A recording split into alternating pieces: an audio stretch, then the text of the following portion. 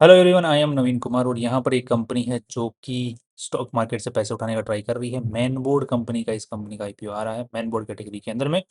And यहाँ पर देखने को मिल रहा है कि ये पर्टिकुलर कंपनी फाइनेंस फील्ड में काम करती है, लोन वगैरह बांटने का काम करती है। कंपनी का नाम है आई फाइनेंस। आई काफ़ी कम जो है, इस कंपनी से लोन लेने के बाद में काफ़ी भाइयों की हाई भी निकल जाती है। हाई इतने महंगे में क्यों लिया, राइट। तो ये आई कंपनी है, ये मैन बोर्ड कंपनी का आईपीओ लेके आई, मतलब मैन बोर्ड कैटेगरी में लाई रही है अपना आईपीओ, जो कि 9 से 11 फरवरी के बीच में खुलेगा। 129 का इन्होंने अपर बैंड जो है, मतलब प्राइस सेट किया है। 3200 करोड़ टोटल ये कंपनी उठाना चाह रही है, राइट। 3200 रुपीज़ की इन्होंने पूरी अपनी कंपनी की यहाँ पर वैल्यू लगाने की कोशिश की है।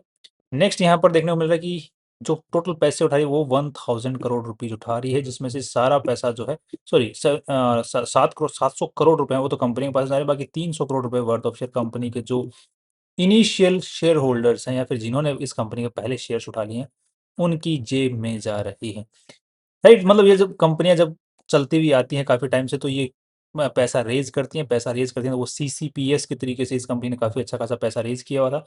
तो वो सीसीपीएस वाले जो शेयर्स थे, वो प्रेफरेंशियल जो शेयर्स थे, वो इक्विटी शेयर्स में कन्वर्ट हो गए और वो इस कंपनी के मेन आज के दिन मालिक बने हुए हैं। वो पब्लिक शेयर होल्डिंग में आ रहे हैं, बट अभी जो है वो अच्छा खासा स्टेक अपना यहाँ पर इस आईपीओ के थ्रू बेचने का ट्राई कर रहे हैं। देखो 300 करोड़, दैट मीन्स कि 10% ऑफ द कंपनी सेलिंग, अच्छी खासी वैल्यू लगा रहे हैं। एंड नेक्स्ट अब थोड़ा सा समझने की कोशिश कर लेते हैं, दैट इज कि क्यूआईबी जो है उसके लिए 75% कोटा रखा गया क्यूआईबी के लिए। बाकी रिटेलर्स को सिर्फ 10% कोटा ही इन्होंने यहाँ पर सेट किया है। काफ़ी कम अमाउंट जो है, ये जो है जो शेयर्स हैं वो पब्लिक को देना चाह रहे हैं, जनरल पब्लिक को। जैसे मैंने बताया कि कंपनी लोन बांटने का काम करती है, छोटे मोटे लोन्स बांटने का काम करती है, और काफ़ी पुरानी कंपनी है, 1993 से चलती हुई आ रही है आज के दिन।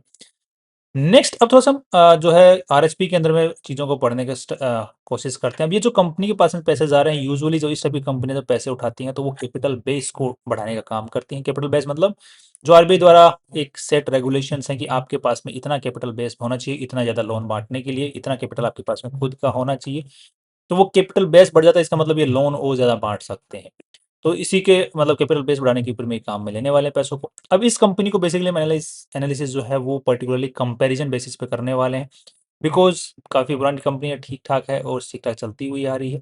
तो हम थोड़ा कंपैरिजन करने की कोशिश करेंगे, आज की जो वैल्यू लगाई गई है वो कितनी ज़्यादा लगाई गई है, या फिर ठीक-ठाक है। आईपीओ से कुछ हमें उम्मीद है कि लिस्टिंग गेन अच्छा मिल जाए, उम्मीद है या नहीं है, वो कंपैरिजन में भी पता चलेगा। उससे पहले हम बेसिक डिटेल्स के बारे में और थोड़ा-सा पढ़ लेते हैं कंपनी के बारे में, that is over here. A, right. ये कुछ चीज़ें, बाकी कंपनी पे कोई केस वेस आज के दिन देखने को खास नहीं देखने को मिला। टैक्स से रिलेटेड जरूर देखने को मिल रहे हैं। कंटिजेंट लाइबिलिटी भी कुछ खास नहीं है कंपनी पे। 93 की खुली हुई है एंड ये कुछ माइलस्टोन्स इन्होंने अचीव किए हैं, राइट। यूजुअली इन्होंने माइलस्टोन्स जो अपने अचीवमेंट दिखाए हैं वो 2014 के बाद में ही दिखाए हैं, राइट। एंड उसके उसके पहले का कुछ माइलस्टोन्स वगैरह नहीं है। 93 की वैसे खुली हुई है, बट मुझे लग रहा नहीं है कि, आई थिंक 2014 के बाद में कुछ ज़्यादा ही एक्टिव हुई है। बाद में हम देखा जाए तो सब्सिडरी के नाम पे इनके पास में एक सब्सिडरी है, होल्डिंग कंपनी कोई नहीं है। एंड साथ में इस कंपनी को जो मेनली चला रहे हैं वो उनका नाम है गोविंदा जी एंड संजय शर्मा जी। दो बंदे हैं जो इस कंपनी को आज के दिन चलाने का काम कर रहे हैं, और दोनों ही जो बंदे हैं काफ़ी एक्सपीरियंस्ड होल्डर हैं, इसी पर्टिकुलर फील्ड के ऊपर में अच्छी अच्छी पोस्ट के अंदर में रहे हैं दूसरी कंपनियों के अंदर में, दैट इज़ वेरी नाइस। आज के दिन जो लगभग 3.5 करोड़ रुपीज़ जो है साल का सैलरी ले रहे हैं संजय शर्मा जी। इंटेलेक्चुअल प्रॉपर्टी के नाम पे जैसे नाम, जैसे हमने लोगो शुरू में देखा था, वो नाम वाम लोगो वगैरह भी कंपनी ने रजिस्टर नहीं करवा रखे हैं। इतनी बड़ी कंपनी मेन बोर्ड कंपनी में मतलब मेन बोर्ड कैटेगरी में अपना आईपीओ लेके आ रही है, अभी तक नाम भी रजिस्टर्ड नहीं करवा रखा है इन्होंने। Wow, how cool. नेक्स्ट यहाँ पर कंपनी के अंदर में टोटल मिला के 10,000 लोग आज के दिन काम कर रहे हैं, but the bad part is 100 में से 65 लोग इस कंपनी को हर साल छोड़ देते हैं। 100 लोग नए आते हैं, 65 लोग छोड़ के चले जाते हैं, तो attrition rate is very very high. That means ये जो मेनली सेल्स पीपल जो होते हैं, टारगेट्स वगैरह अच्छे खासे देते होंगे, टारगेट अचीव नहीं कर पाते तो उनको बाहर कर देते हैं। दैट मीन्स कि अच्छा खासा प्रेशर के अंदर में जो एम्प्लॉय इस कंपनी के अंदर में काम करते हैं। तो यूजुअली जिस कंपनी का वर्किंग कल्चर अच्छा नहीं होता, उसके ज़्यादा आगे बढ़ने की उम्मीदें कम ही होती हैं। बट इस पर्टिकुलर सिनेरियो अगर हम लोग बजाज फाइनेंस के साथ में चेक करके देखें तो बजाज फाइनेंस तो बहुत अच्छे से काम कर रही है, बिकॉज उसमें उसके अंदर में जो वर्कर्स होते हैं उनकी बहुत बैंड। यूजुअली जो लोन बांटने वाली या फाइनेंस कैटेगरी की जो कंपनी है उनके अंदर में सब एम्प्लॉइज पे प्रेशर खतरनाक रहता है। डिपेंडिंग टारगेट्स ऊपर नीचे होते रहते हैं। कुछ कंपनियां बहुत ही ज़्यादा टारगेट अनअचीवेबल बनाती हैं ताकि बाहर का रास्ता एम्प्लॉयज़ को जल्दी दिखाया जा सके। बट ये मुझे लग रहा है कि कुछ ज़्यादा ही टारगेट्स अनअचीवेबल के सेट कर रहे हैं, जिसकी वजह से एट्रिशन रेट काफ़ी ज़्यादा है इस कंपनी के। अब थोड़ा सा हम चलते हैं बैलेंस शीट के अंदर में, दैट इज ओवर हियर। तो लगभग देखने को मिल रहा है कि आज के दिन इस पूरी कंपनी की जो वेल मतलब जो पूरा पैसा लगा हुआ है इस पूरी कंपनी में, दैट इज अराउंड 7,116 करोड़ रुपए, राइट। इसमें से अगर इन्वेस्टर्स का पैसा देखा जाए तो लगभग 1,700 करोड़ रुपए इन्वेस्टर्स का पैसा है। दैट मीन्स कि जो इसमें इनिशियली लगाया गया था या फिर इस कंपनी ने अब तक जो कमा कमा के इकट्ठा किया है, वो जो है इन्वेस्टर्स का पैसा है। बाकी मेजरली इस टाइप की जो कंपनियां होती हैं वो कहीं से सस्ता लोन लेती हैं और फिर महंगे में लोन देती हैं और बीच का जो मार्जिन होता है उसको कमाने का काम करती हैं। तो इसका जो लोन अमाउंट होगा, इस कंपनी ने जो लोन पे पैसा उठा रखा है वो अच्छा खासा होगा, एंड होना भी चाहिए। वो जितना ज़्यादा होगा वो उतना ही अच्छा है इस कंपनी के लिए, हमको उसमें नेगेटिविटी नहीं ढूंढनी पड़ती है। नेक्स्ट यहाँ पर एसेट साइड के अंदर में देखने मिला कि इन्होंने जो पैसा आ रहा है वो भी लोन से देने से आएगा, तो लोन अमाउंट इनका दिया हुआ लोन भी अच्छा खासा होगा। तो एसेट साइड में भी लोन्स का ही ऑप्शन देखने को मिल रहा है। कैश भी ठीक ठाक इनके पास में पड़ा हुआ है, so there is nothing bad in the balance sheet.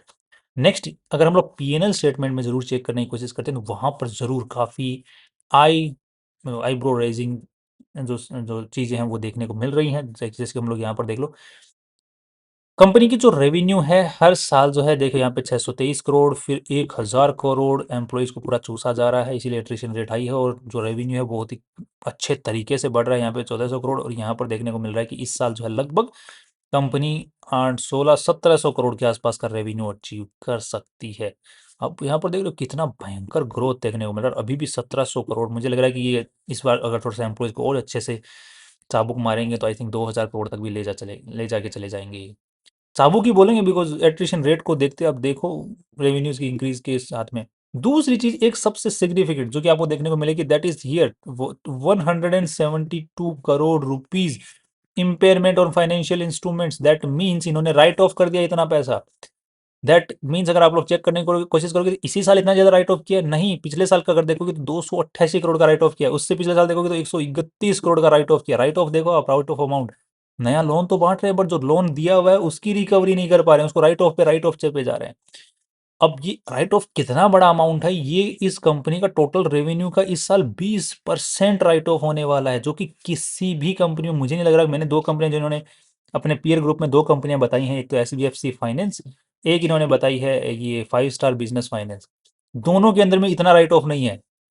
यहाँ पर देखने का आप लोग अगर कोशिश करोगे तो इम्पेयरमेंट और फाइनेंशियल इंस्ट्रूमेंट्स जो कि पिछले एक क्वार्टर का डेटा है, सही, आई थिंक ये क्वार्टरली डेटा है, तो 9 मंथ का डेटा ये रहा हो गया।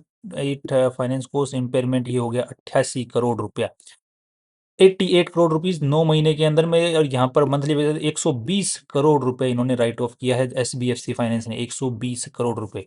अब इतना कितना परसेंटेज होता है ये देखने को मिलता है, तो दैट इज अराउंड 425। तो ये लगभग लगभग अगर आप मान के चलोगे तो कितना है, 7% के आसपास में है एसबीएफसी फाइनेंस के अंदर में। इसके अंदर में आप लोग अगर देखोगे तो impairment on financial assets that is quarterly basis पे देखोगे तो ये अगेन आ गया फिर 570 करोड़ रुपीज़ का इसने इम्पेयरमेंट किया है। कितने अमाउंट बांटा है इसने लोन के ऊपर में, 8,222 करोड़ रुपए का लोन बांटा है इसने। This data is in millions, okay this data is in lakhs. Okay, तो इसको हमें कन्वर्ट करना पड़ेगा वापस, इसको लैक्स में लेके आओ, तो लैक्स में लेके आएंगे तो ये 815 करोड़ का इन्होंने लोन बांटा है। टोटल मिला के 822 करोड़ रुपए का रेवेन्यू हुआ है, जिसमें से इन्होंने 57 करोड़ रुपीज़ तक का वो दे दिया है, इम्पेयरमेंट लॉस हो गया इनको। ये लगभग अगेन 6% के आसपास में ही आता है, 6 या 7% के आसपास में। उसका जा रहा है 20% के आसपास में। दैट मीन्स अच्छा खासा लोन बांटने के बावजूद भी लॉस में जा रही है। मतलब काफ़ी अच्छा खासा पैसा डूब रहा है उनका, बिकॉज बहुत हाई अमाउंट के ऊपर में इंटरेस्ट पे जो है पैसा दे रही है। नेक्स्ट, अब थोड़ा सा अगर एक चीज़ को और देखते हैं कि चलो ठीक है कि इम्पेयरमेंट के अंदर में इतना ज़्यादा पैसा खर्च हो रहा है, तो इसका मतलब ये अच्छा खासा मार्जिन बीच में कमा रहे होंगे। तो उसको अगर नजर डालने की कोशिश करते हैं तो दैट इज ओवर हियर। अगर हम लोग चेक करने की कोशिश करते हैं, ये है finance cost. That means company को जो इंटरेस्ट कंपनी कमा रही है और कंपनी को जो इंटरेस्ट पे करना पड़ रहा है, जो उन्होंने लोन किसी और से सस्ते में उठाया हुआ उसके ऊपर में, तो वो है 258 करोड़ रुपीज। इनके पास में है 863 करोड़ का रेवेन्यू है, इसमें से 258 करोड़ रुपीज के आसपास में देना पड़ा। दिस अमाउंट इज अराउंड 30% के आसपास में आता है। 30% मतलब ये 30% पे लोन उठा करके और 100% पे बेच रहे हैं। दैट मतलब जो मार्जिन है बीच में वो लगभग लगभग 7% उठा रहे हैं और 20-21% के ऑन एन एवरेज जो है इंटरेस्ट का लोन बांट रहे हैं। इसीलिए ये 30% जो है उसका आसपास का रेवेन्यू है। दैट मीन्स कि पूरा रेवेन्यू के मुकाबले 30% खर्चा इनके पास पास चला जा रहा है इंटरेस्ट पे करने में, जो इन्होंने लोन उठा रखा है उस पर। उसके अलावा जो, और ये चीज जो है पर्टिकुलरली दूसरी कंपनी में भी यही है, तो इसका देखने को मिल रहा है एसबीएफसी फाइनेंस में। अगर हम चेक करने को, फाइनेंस कॉस्ट इज 135, ये भी अराउंड 30 से 35% के आसपास में आता है। और this company that is 5 star वाली, तो 822 करोड़ रुपीज, और यहाँ पर फाइनेंस कॉस्ट है 188 करोड़ रुपीज। तो ये लगभग, ये तो बिल्कुल 25% के आसपास में ही आ रही है। 25 भी नहीं जा रही, 22-23, मतलब ये तो बहुत ही महंगे इंटरेस्ट के ऊपर में जो है पैसा दे रही है, हाई इंटरेस्ट पे। अगर इसका हम लोग चेक करने की कोशिश करते हैं तो ये 11 के पी पे अवेलेबल है, और ये जो पर्टिकुलर कंपनी है एसबीएफसी, ये 23 के पी रेशियो पे अवेलेबल है। जबकि एसबीएफ, ये जो 5 स्टार जो कंपनी है, इसका तो एक तो एट्री जो, जिसको हम बोलते हैं क्या, जो इम्पेयरमेंट लॉस है वो इस कंपनी का कम है, साथ में मार्जिन बहुत ही अच्छे तरीके से कमा पा रही है। तीसरा, ग्रोथ भी देख लेते हैं एक बार 5 स्टार के अंदर में ग्रोथ किस तरीके से यहाँ पर देखने को मिल रहा है कि 2800 करोड़। ओके, तो इसकी ग्रोथ अच्छी नहीं है, सॉरी उल्टा देख रहे हैं हम लोग। 9 मंथ्स, ईयर एंड, क्वार्टरली, अच्छा ऐसे देख लेते हैं, क्वार्टर एंड पे देख लेते हैं। 227 करोड़, टोटल इनकम को 731 करोड़, 806 करोड़, 822 करोड़। ठीक है, मतलब ग्रोथ है, बट हाँ ठीक, अच्छी ग्रोथ है, इसकी भी अच्छी ग्रोथ है देखने को मिल रही है, दैट इज नाइस। तो दैट मीन्स कि एट्रिशन रेट ज्यादा है। दूसरा, फाइनेंस इनके बराबर में ही है। तीसरा, हम लोग चेक करने की कोशिश कर लेते हैं, दैट इज कि अगर हम लोग एम्प्लॉइज, बिकॉज अल्टीमेटली एम्प्लॉइज ही तो बेचेंगे लोन को, तो एम्प्लॉइज कॉस्ट को भी अगर हम लोग इंक्लूड यहाँ पर करने की कोशिश कर लेते हैं, तो दैट कम्स अराउंड 55% कॉस्टिंग, जो कि कंपनी ने इंटरेस्ट से कमाया है उसका 55 कॉस्टिंग, तो लोन की इंटरेस्ट पे करने में और एम्प्लॉइज को पे करने में चला जाता है। यही सेम केस, सही सिनेरियो आपको इनके साथ में भी देखने को मिलता है, जिसमें ज्यादा फर्क आपको देखने को नहीं मिलता है, राइट। अब बेसिकली उल्टा एसबीएफसी फाइनेंस तो है एम्प्लॉय कॉस्ट के ऊपर में बहुत ही कम खर्चा करती है, एसबीएफसी फाइनेंस तो उससे भी कम खर्चा करे। दूसरा, इसको अगर हम लोग चेक करते हैं तो एम्प्लॉय बेनिफिट एक्सपेंसेस ये 159 करोड़, ये भी अच्छा खासा खर्च करती है। तो इसको मार्केट ने अब अल्टीमेटली, अगर हम लोग कंपैरिजन के हिसाब से देखा है, तो एसबीएफसी फाइनेंस जो है बेटर पोजीशन में अवेलेबल है, तो मार्केट ने उसको बेटर वैल्यू भी दे रखी है। दूसरी चीज, 5 स्टार बिजनेस को अगर हम लोग चेक करने की कोशिश करेंगे, तो ये भी बेटर पोजीशन में अवेलेबल है, अच्छे खासे तरीके से कमा रही है, राइट। सब कुछ जो आईपीओ से पैसे उठाने के लिए आ रहे हैं, इसके मुकाबले अगर कंपेरेटिवली अगर हम लोग चेक करने की कोशिश करते हैं तो अब इसको क्या वैल्यू मिलनी चाहिए, तो ये कितने पी रेशियो पे जो है आईपीओ लेके आ रही है, तो ये पी रेशियो लेके आ रही है यहाँ पर। इस साल इन्होंने कितना, 6 मंथ्स का, 6 मंथ्स एंडेड, तो यहाँ पर 120 करोड़, 62 64 करोड़ रुपए इन्होंने इस 6 महीने में कमाए हैं। तो 12 महीने के अंदर में लगभग 130 करोड़ रुपए कमाएगी, जिसको अगर हम लोग मल्टीप्लाई करते हैं तो 339, तो लगभग 25 के आसपास का, राइट, 25 के आसपास का इन्होंने जो है जो पी रेशियो है उस पर आईपीओ लेके आ रहे हैं, जो कि अगर कंपेरेटिवली करके देखते हैं तो इसका 23 का है और इसका 11 के ऊपर में है, जो कि दोनों ही की ही कंपनियों के मुकाबले वो बेटर पोजीशन में अवेलेबल नहीं है, मतलब पोजीशन अच्छी नहीं है उसकी, स्टिल इतनी महंगी वैल्यूएशन पे आईपीओ लेके आ रहे हैं। दूसरी चीज, PB ratio, PB ratio net worth wise अगर हम लोग वैल्यू निकालने की कोशिश करते हैं तो दैट इज ओवर हियर, तो net where is the net worth, here is net worth 1727 crore, और जो और पैसे उठा रही है 700 करोड़, तो लगभग 2400 करोड़, 2400 करोड़ का अगर हम लोग चेक करते हैं तो 1.3 के आसपास का आता है, 1.3 के आसपास का पीबी रेशियो कंपेयर करने की कोशिश करते हैं तो इसका 2.91, इसका है 1.99। That means PB ratio wise इस कंपनी में जरूर वैल्यू नजर आ रही है, but but the risk are, जो कमाई के हिसाब से अगर देखा जाए तो 5 star business is in the better position. अब ये स्टॉक जो इतना नीचे क्यों गिर रहा है, उसके ऊपर में एनालिसिस चाहिए, तो ये अलग वीडियो इसके ऊपर में पूरा बन सकता है कि वाई दिस 5 स्टार बिजनेस वाली कंपनी नीचे जा रही है, इसके ऊपर में अलग से हमें रिसर्च करने की जरूरत पड़ेगी। बट अल्टीमेटली इन्होंने जो वैल्यू लगाने की कोशिश की है वो एसपीएफसी फाइनेंस के आसपास में लगाने की है और हायर एंड में लगाने की कोशिश की, जबकि ये एसपीएफसी फाइनेंस की कमाई के और जिस तरीके से ये कॉस्टिंग स्ट्रक्चर को मेंटेन कर पा रही है उसके करीब भी नहीं है। तो value is already very high, they have already put the value on the IPO price very high. अब देख लेते हैं कि इस कंपनी का आईपीओ लेके आने में हेल्प कौन कर रहे हैं, who are these people as lead managers. Axis, JM financial, Nuvama wealth, ये अगेन वही कार्टेल है जो कि इस कंपनी का आईपीओ लेके आ रहा है, राइट। तो लिस्टिंग गेन की उम्मीद तो नहीं होनी चाहिए, बट हवा का कोई भरोसा नहीं है, अगर हवा अच्छी बनती है मान के चलो कि 20% के आसपास का जो है जीएमपी देखने को मिलता है। तो लिस्टिंग गेन पर्पसेस से, only and only listing gain purposes से अगर हवा अच्छी बनती है मोर देन 20-25%, 30%, तभी इस कंपनी के अंदर में जो है सिर्फ लिस्टिंग गेन पर्पसेस के लिए इन्वेस्ट किया जा सकता है। बाकी आज के हिसाब से वैल्यू को देखते हुए I don't think there is any value इस प्राइस के ऊपर में इस कंपनी के अंदर में। That's all from my side. कल फिर मिलता है नए फाइनली। C you tomorrow.